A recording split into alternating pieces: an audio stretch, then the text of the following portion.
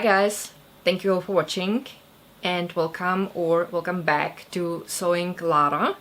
So in my previous video I have shown you how I made myself pajama pants and I have explained how I created this sewing pattern.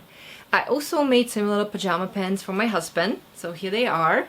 The difference is that they have inside pockets on the front part. So if that's something you're interested in, then please keep watching.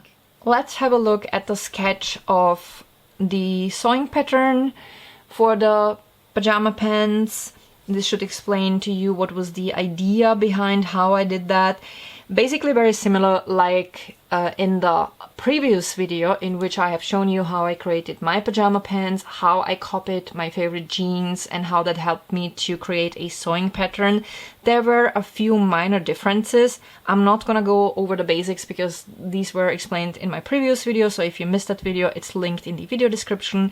And here I have used my husband's favorite jeans just like I did for my sewing pattern. The difference was that his jeans are boot cut, so they were a little bit wider on the bottom, which was something I had to consider when I was adding some extra space on the side of the sewing pattern that I first copied from his jeans. So first I folded the jeans so that I would see only the front part. So here we have also the waistband. I explained in my previous video that for sweatpants and pajama pants you want the crotch to be a little bit lower than for jeans because it's more comfortable, and the difference in the length of this curve is about the height of the waistband. So that's why when I copied the jeans I basically went over everything including the waistband, but I have made the sewing pattern a little bit shorter because I had to consider that I would be adding cuffs. I'll explain that in a minute. So if you look at this, this is basically the folded jeans where the front part is up. So I copied this portion of the sewing pattern and that's what came out. And now I added here this very long kind of a wedge on the side, and that was the extra, because what I wanted was that the pattern would work not only for stretchy fabrics but also for not stretchy fabrics. And I did the same for the back part. So basically I shortened the back part, went around the edges, so I copied the outlines including the waistband, and then I ended up with this chunk of the sewing pattern. And again I added a wedge here. I didn't add much on the bottom because just like I said, these pants were the jeans that I used as a template were already a little bit wider.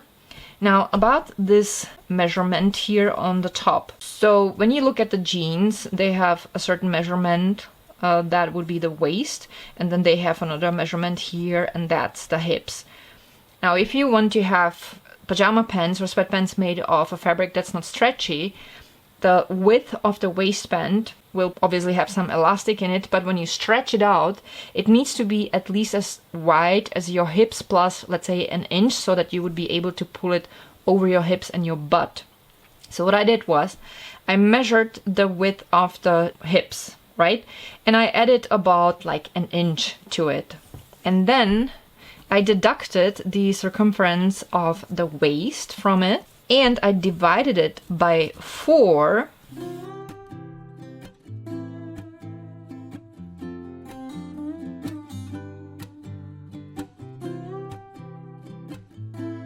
Y through 4. This is a half, like this is like one side of the sewing pattern, right? But you will have 2 front parts and 2 back parts. That means twice this equals 4, right? Then on the front I wanted to have inside pockets, so I made a line here, or I would say rather a curve, and then I sketched on the pattern how big the inside pocket should be. And then basically I copied this, which gave me this shape, and then I copied this, and that gave me this shape. So this is the part that's inside, and this is then basically the lining for the front. Obviously I had to add everywhere seam allowance, but that goes without saying.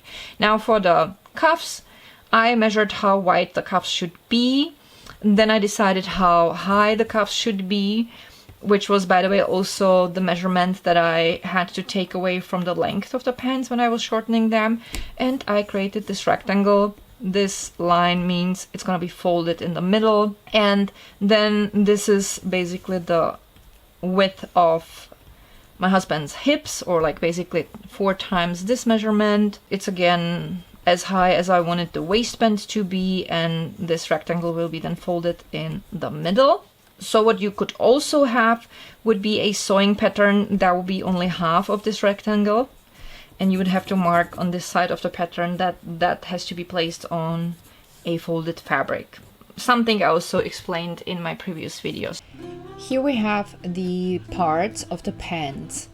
The back parts, the front parts, the waistband, the back sides of the pockets, the front sides of the pockets, and the 2 cuffs. First, I turned the front part of the pockets to the wrong side and pinned them to the front parts of the pants on the right sides, like so. I have sewn through with straight stitch. Then I cut the edge with zigzag scissors and I turned the pocket parts inside.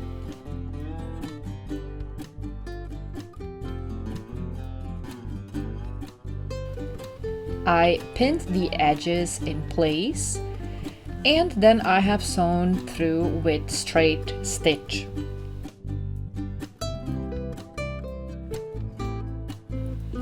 Next, I place the back parts of the pockets with the wrong side up on the wrong sides of the front parts of the pants.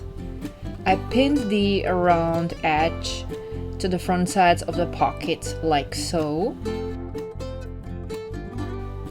And I went over with my overlock machine.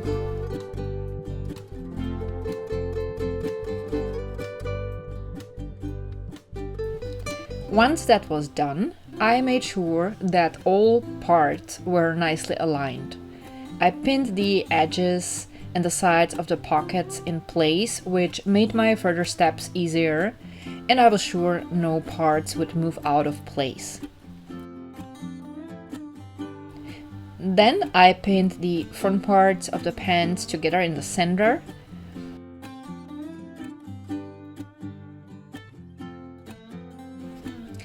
I used my overlock to sew the parts together. And the back parts of the pants.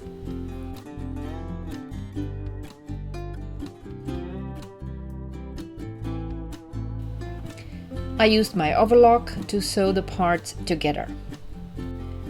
As a next step, I pinned the sides of the pants together.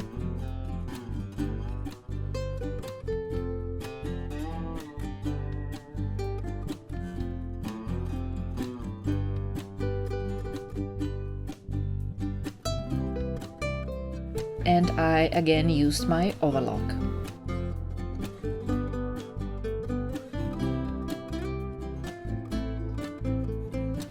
Then I pinned the inside edges of the pants together and I have sewn them, you guessed it, on my overlock.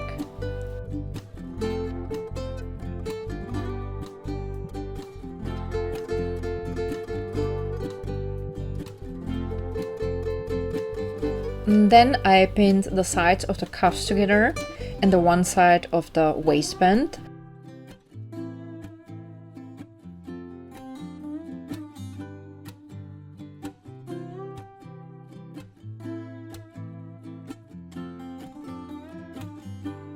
For the seam on my cuffs I used my overlock machine, but I have sewn the edge of the waistband only halfway through with straight stitch so that I would have opening for the elastics later. I folded the waistband in half and I pinned the seam and the edges in place for the time being.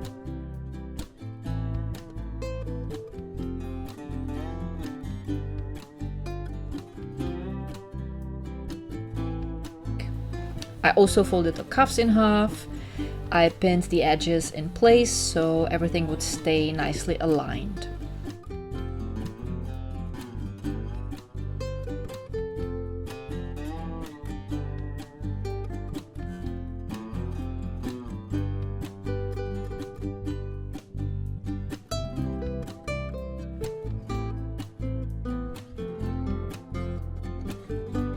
Here is what the pants looked like so far. As a next step, I pinned the waistband in place and I have sewn it in on my overlock.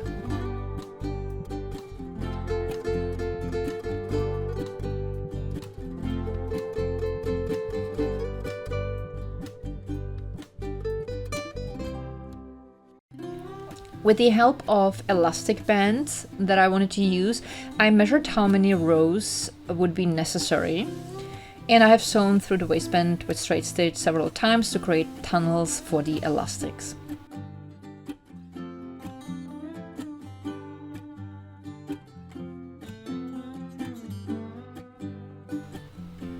I pinned the cuffs in place and stretched them out to the width of the bottom of the pants. And I have sewn them in on my overlock machine.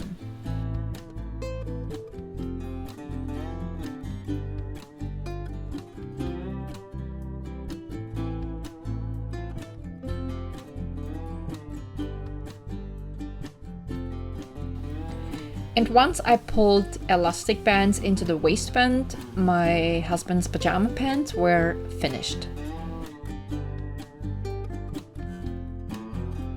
And now let's have a look at a few details.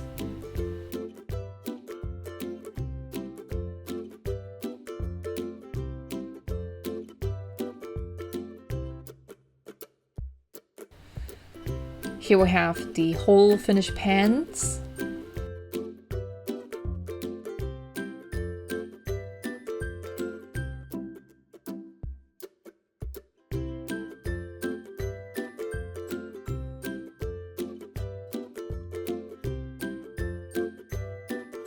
And now let's have my husband model for us a little bit.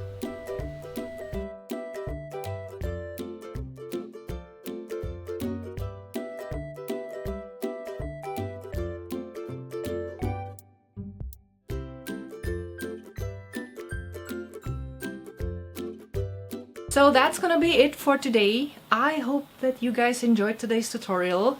It's so good to be back. Thank you all so much for watching. I appreciate you very much. God bless you and see you next time with my next project. Bye!